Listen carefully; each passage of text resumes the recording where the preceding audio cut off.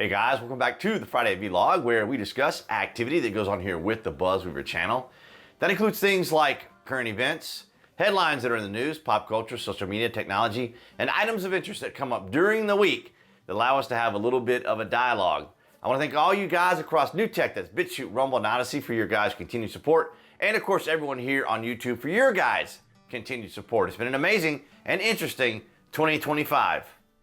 We start things off from Red State. An Awful made a post about Trump's crime crackdown, and it broke the internet. Now, if you guys were wondering what these acronyms are that we'll be using today, we started off with Awful, which is Affluent White Female Liberal. And I'm grateful to Elon Musk, who purchased Twitter at the time, which is now X, because I used to encounter these individuals quite a bit. And you can't reason with them. You can't really have a conversation with them. They don't have the ability or the capacity to exercise any level of critical thinking, much less intellectual honesty, to have a conversation with them, but we move on. The most delusional, destructive demographic on the planet has struck again. No, I'm not talking about Islamic terrorists or Chinese communists. I'm talking about affluent white female liberals. In the wake of President Trump's crime crackdown, which is reportedly heading to Chicago next, an absolute unit of an awful stepped forth to deliver a post that broke the internet.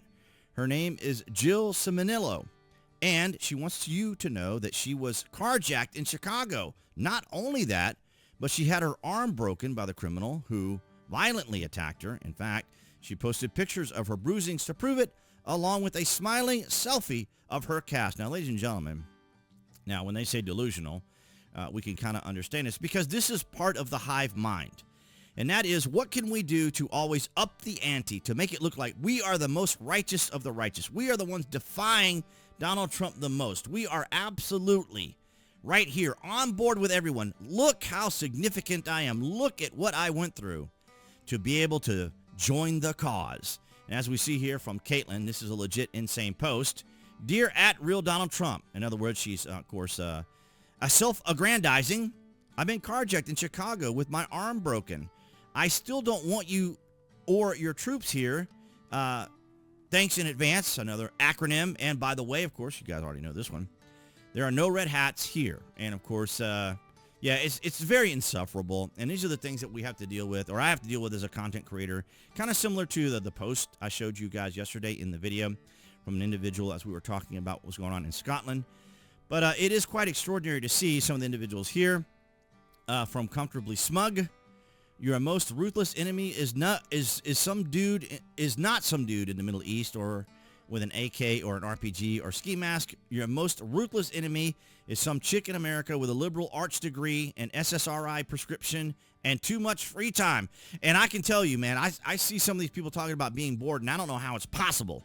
I mean, I will always find something to do, and there's always something to be done. But it's just amazing. The average awful would rather be carjacked and have her arm broken than be able to virtue signal. It's mental illness, and I would agree. Because as we have talked about here on the BuzWeaver channel, when it comes to the left, or when it comes to the establishment uniparty, they empowered these people. And these people hijacked our culture, our institutions, and our justice system. And of course, they still want to maintain that control. This is why they're constantly in defiance. Now, if you come over here to X, and of course you guys can follow me there, as I have the available links down below. There's a lot of comments to this, and of course she has locked her account out, so we're not able to see additional information.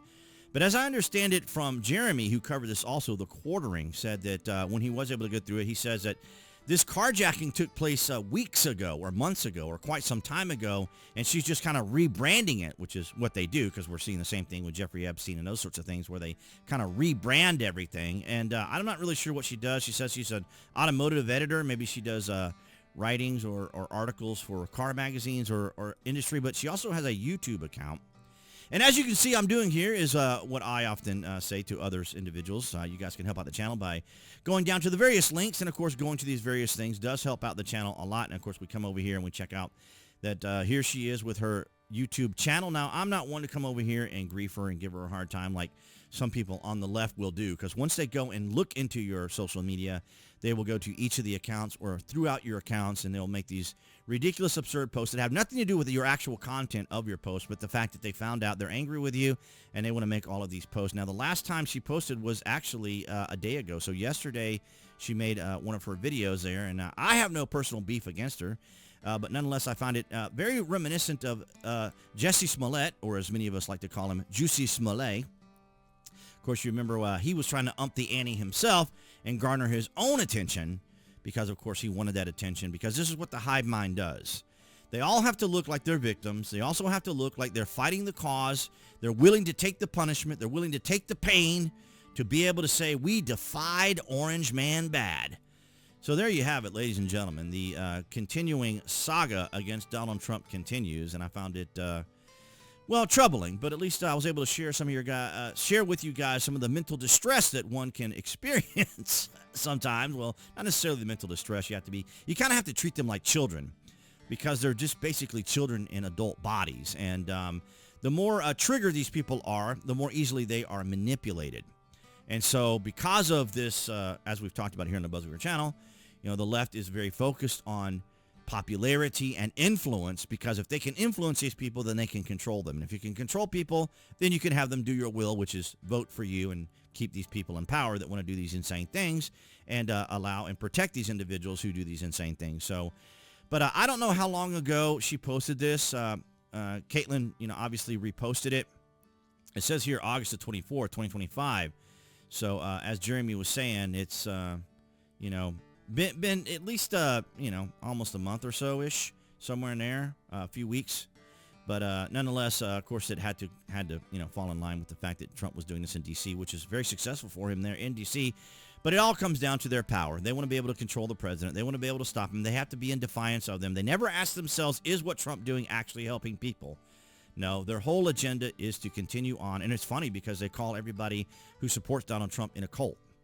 And, of course, what a cult does, one of the first things they do is separate you from your family and friends, as we saw, for example, when it came to Joy Reid during Thanksgiving, right? You're supposed to separate yourself from these people.